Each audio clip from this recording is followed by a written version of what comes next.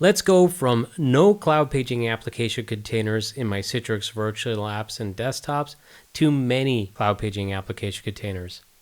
And we'll do that via Citrix app packages. So I'll navigate to app packages. I'm going to click on package discovery, and then I'm going to create a discovery profile.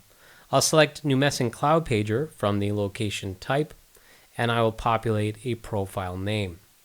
Once I've set the profile name to something I find suitable, I will populate my Cloudpager console URL. At this point, I'm just going to navigate to my Cloudpager tenant, and I'll stop just a moment to show you that I've got many different applications already published and available in this Cloudpager tenant.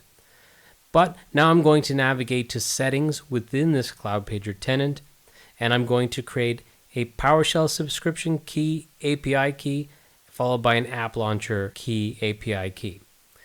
So I'm going to just set an expiration date and time for this API key, and I'm going to limit the role to the application's admin by checking the application's admin option at the top here. Once ready, I'll click Add New Key, and I'm going to basically repeat those steps for the other API key required. I'm just doing it a week out for this demonstration. Of course, you could do longer. Awesome. So with those API keys, I'm going to start by copying the PowerShell subscription key. I'm going to paste it into the PowerShell subscription keys field back in the discovery profile, and I'm going to repeat this step for the app launcher key. Excellent.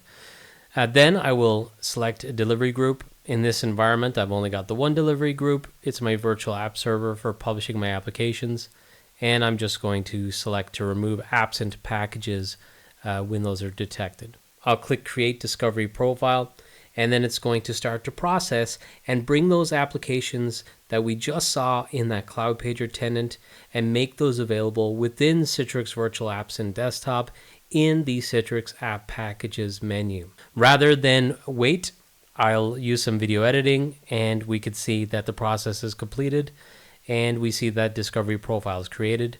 You'll see under applications right now, there's no applications, but if I go to app packages and click close, you'll see under packages, all those applications in my Cloudpager tenant are available here for me to start assigning. So I'm going to go through and just select some of my cloud paging application containers, and then I'm going to add those to my existing delivery group. So let's just start with some applications, maybe a few heavy hitters here. I'll select Bloomberg Terminal, and I'm going to assign to the delivery group. I'll accept the default here. I'm just going to ensure that my virtual app server delivery group is selected, and then I'll click Assign. I'm going to repeat that process for maybe a couple of other applications. I'll do it for Autodesk Revit. And finally, I'll do it for maybe a smaller application, which is Putty, which is actually a consumer off-the-shelf application that I used Cloudpager's unique AI packaging capabilities to create for me. So this is an application I didn't even have to package myself, and now I can just simply publish it via the Citrix app packages to my users. And we can see in the delivery group that those applications do now appear under the Applications tab. But let's go ahead and maybe if I want to modify the information, such as maybe changing the logos or the icon files, I'm going to do that. So this is going to be something that should be automatically set in the very near future. In this current release, you'll have to set these icons for yourself to show them maybe the way you want them to look for your employees within the Citrix storefront. And I can speed up this process for the other applications for Revit and Bloomberg Terminal, but essentially I'm just repeating those steps of adding an icon file for each application. Okay, we see the applications with their icons already set. So now at this point, I'm just going to navigate to my Citrix storefront, and I'm just going to log in with my logged in user here.